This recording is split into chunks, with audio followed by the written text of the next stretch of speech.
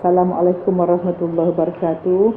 Pertama sekali saya nak jelaskan bahawa memang saya ditanya oleh Sinar Harian tentang macam mana orang tengah marah, tengah susah tentang harga barang naik. Jadi nak beritahu di sini, saya bukan ustazah, bukan ahli politik dan bukan ahli ekonomi. Saya hanya pencetus inspirasi yang orang semua dah tahu. Gaya saya bercakap ialah untuk kita melakukan perubahan pada diri kita, untuk respon pada apa berlaku di luar kita. Kita mesti faham bahawa ada benda yang kita boleh kawal, ada benda tak boleh kawal.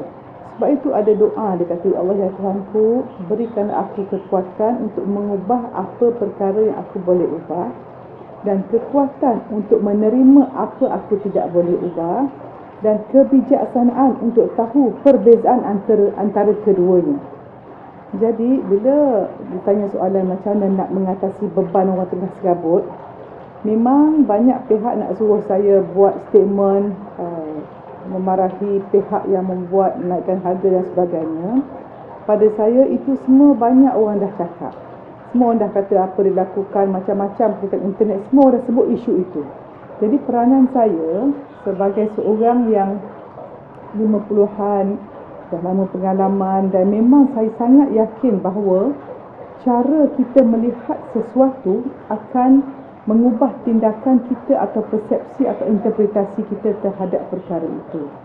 Jadi kita macam ni lah, dalam perubatan kita ada 3 peringkat merawat: mencegah, merawat dan rehabilitasi. Rehabilitasi contohnya kalau kaki dah kena potong, nak rehab macam mana? Bagi kaki palsu. Satu lagi, katakanlah minyak tumpah atau susu tumpah. Adakah kita nak lap susu tu atau kita nak bergaduh siapa tumpahkan susu itu? Kita naik motor, tiba-tiba tayar kita pancit, kena paku. Adakah kita nak tampal tayar tu dan meneruskan perjalanan, atau kita tak tampal tayar, kita cari siapa yang patahkan paku itu? Jadi saya nak tunjukkan di sini bahawa kita mesti melihat kehidupan dengan 80% mencari solusi, 20% melihat masalah. Jadi kita tahu masalahnya harga barang naik dan ada orang kata macam ketirisan dan sebagainya. Itu saya tak nak komen sebab saya bukan ahli politik, dan memang saya punya prinsip ialah tidak membuat statement yang berbau politik, dan saya menghormati rakan-rakan saya yang dalam bidang politik mereka harus melakukan tugas mereka. Sangat menghargai ini. Jadi untuk situasi ini saya nak jelaskan, bukan tidak prihatin. Siapa tak prihatin? Memang kesian. Kalau kita tengok orang tu dengan harga barang, memang rasa kesian. Tetapi kalau kita kesian, ramai orang susah, takkan kita nak ambil duit nak bagi semua orang susah tu. Sebab kalau kita beri pun itu dipanggil langkah sekejap. Tetapi macam mana kita nak empower seseorang atau beri kuasa atau membuatkan seseorang itu melakukan apa yang dia boleh pada setakat emergency ini untuk menghadapi suasana itu. Jadi nak jelas, perkataan pun solusi. Dan bagi pihak kerajaan atau pihak yang membuat dasar itu, saya mungkin biarlah orang lain komen, tetapi saya juga menyerulah siapa yang buat dasar, kalau boleh kita prihatin dan jangan kita melakukan sesuatu yang membebankan orang. Sebab kalau kita melepaskan beban orang, insya-Allah Allah melepaskan beban kita dan keluarga di akhirat nanti.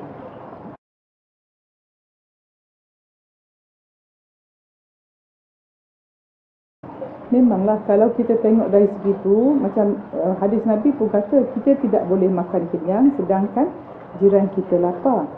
Jadi sebagai manusia kita harus adil dan prihatin. Jadi kalau rakyat itu sedang sakit dan dikatanya pemimpin dan mewah dan sebagainya, memang tentu saya tak setuju.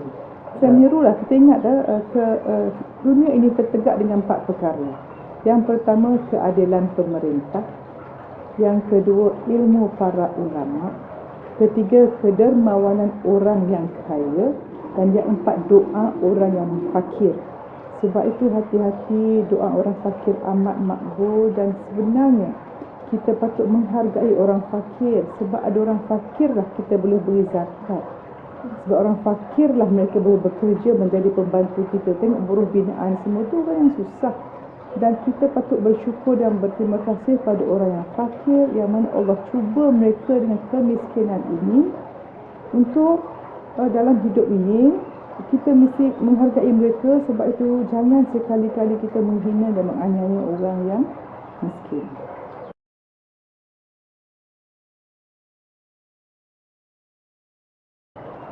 Saya nak jelaskan, saya buat video ini pun bukan untuk justifikasi, takut orang tak suka, orang marah. Sebenarnya, saya dah maafkan semua orang yang mengata tak elok pada saya, tak rasa marah langsung. Saya faham dan rasa kasihan. Untuk, apa dia kata apa tadi? Saya apa? Saya menidakkan kezaliman.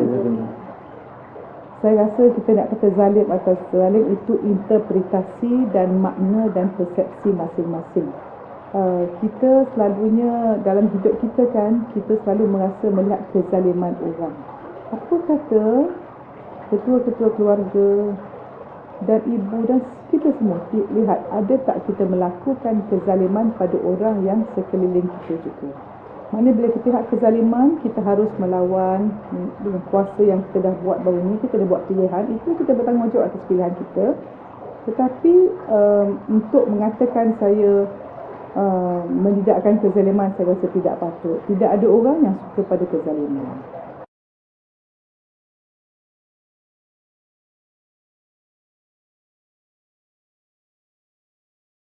Terima kasih. Kita mesti faham bahawa tidak ada orang yang terus-terus ada bakat dan dapat segala-galanya. Dan kita telusuri cara hidup seseorang, semua orang menjalani zaman susah. Dan hanya apabila kita jalani zaman susah, kita dahagakan ketenangan, kebahagiaan, kesihatan, kita mesti ada tujuan. Maka kita setiap hari perangai kita, pilihan kita, apa kita nak buat, cara kita hidup, cara kita belajar, cara kita ibadah, cara interaksi untuk ke arah yang Allah suka. Dan rezeki itu di tangan Allah. Dan kalau kita jaga akhirat kita, Allah jaga dunia kita. Kalau kita rasa rezeki kita sempit, kita lihat hubungan kita. Sebab kita ni masalahnya, kita sangat fokus kepada benda yang Allah dah janjikan. Rezeki Allah dah tetapkan. Tetapi kita lalai, cuai melakukan tanggungjawab tuntutan sebagai hamba. Jadi tak boleh kata, saya boleh kata macam ni pasal macam tu. Pasal saya pun pernah menjalani keadaan apa yang orang susah dulu. Tidak ada orang terus sedang macam ni.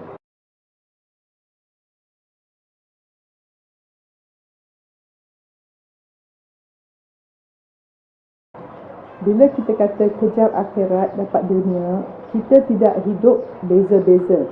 Contohnya, masa kita atas tiga semayang, baru akhirat. Masa kita bekerja, dunia. Salah. Dunia dan akhirat seiring. Di mana yang membezakan ialah niat. So, kalau kita mencari rezeki, bila keluar rumah sebagai ketua keluarga, Bismillahirrahmanirrahim, wala hawla wala quwwata illa billahil aliyyil azim. Aku niat mencari rezeki atau menjemput rezeki. Rezeki tak payah cari, rezeki dah ada. Menjemput rezeki, Allah dah janji, menjemput rezeki. Dan aku akan menjadi hamba Allah yang baik. Sebagai hamba yang baik, aku akan menjadi khalifah memberi kebaikan. Dan aku buat hari ini ialah mengikut hukum Allah. InsyaAllah kita keluar macam tu semua berkat. Berkat maknanya sedikit tetapi barakah. So kalau kita kena kerja overtime pun, apa yang kita buat masa overtime? Contohnya kalau kita jadi pengawal keselamatan pada waktu malam, kita ada orang dua pilihan. Ada orang di Facebook, internet, tengok benda yang tak berguna. Tetapi kalau seorang lagi dia ngaji Quran, dia duduk saja dekat telefon, dia zikir. Itu yang maksud saya. Sambil kita anggota tubuh kita ini melakukan untuk tujuan dunia, tapi hati kita dengan Allah. Dan kita berusaha ni sebagai sunnatullah. Selagi tidak bergerak, tidak akan datang rezeki. So kita buat tindakan, tetapi hati kita sentiasa dengan Allah. Dan saya faham, kalau kita sampai kena kerja 2-3 kerja memang tak patut. Jadi kita kena fikir balik. Apabila kita buat perbelanjaan yang saya sebut dalam solusi itu, bila kita belanja, apa kata kita audit balik? Saya menyerulah pada ketua keluarga yang merokok, adakan tabung rokok. Setiap kali nak beli rokok, taruh duit. Nampak duit tu banyak, kita nampak dah mana perbelanjaan tak patut. Jadi siapa di luar sana yang merungut harga barang naik, duit tak cukup, kalau anda dah berhenti merokok, itu satu langkah. Memang orang marah yang saya beli, tapi saya nak sebut, rokok henti. Kemudian perbelanjaan yang tak penting, maknanya kita mesti atur yang utama, yang kurang utama, yang sepatut ada, yang sunat ada pun tak apa. So itulah yang kita nak buat perancangan.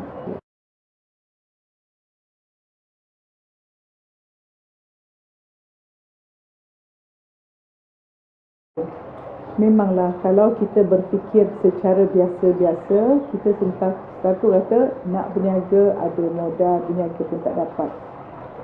Pernah tak kita tengok orang yang berjaya? Cuba kita teliti orang berjaya macam mana mereka berniaga. Kalau kita dah berniaga tak berjaya, adakah kita nak bertindak dengan cara yang sama? Kita mesti belajar semua dengan ilmu dan ingat undang-undang memberi. Kalau kita nak berniaga, kita nak buat apa, macam saya sebut, lagi banyak nilai kita beri kepada dunia, lagi banyak nilai kita dapat daripada dunia. So kalau kita berniaga tak ada modal, pada saya kalau kita ada cara berfikir dan kita buat perancangan betul-betul dan kita berjumpa seseorang yang boleh memberikan modal, boleh. Tapi pengalaman saya, pernah ada orang tak ada modal, nak berniaga, dah beri macam-macam, tapi tak tukar chip dalam fikiran dia, akan gagal. Sebab manusia ni dia ada chip dalam otak dia, ada orang suka yang berjaya, ada orang yang gagal. Sebab apa? Orang berjaya mencari pilihan baru apa untuk menentukan hidup lebih baik. Tetapi orang yang tidak berjaya mencari alasan. So lihat diri kita cari alasan ataupun buat pilihan yang baru untuk menentukan hasil yang baru. Itulah macam setengah orang beri feedback, apa yang saya kata ni betul, tapi waktu dan ketikanya tak betul. Minta maaf, saya ni kadang saya harus cakap jelas, saya memang tak baca surat khabar dan kadang saya tak tahu sangat apa yang berlaku, apa orang ni kata, apa orang ni kata. Saya cuma cakap dari segi perspektif saya, macam mana mengubah cara kita melihat sesuatu dan kita mencari solusi, bukan membesar-besarkan masalah. Assalamualaikum. Saya minta maaf kalau sesiapa yang merasa terkuris hati, sebab kita sebagai orang Islam, kalau boleh tak nak langsung apa yang kita buat tu menyakitkan hati orang. So saya harap video ini memahami cara saya melihat, dan kalau boleh kita maafkan semua, dan saya dah maafkan semua orang yang mengata apa-apa yang tidak baik pada saya. Saya doakan Allah beri hidayah dan beri rezeki yang murah pada anda semua. Assalamualaikum.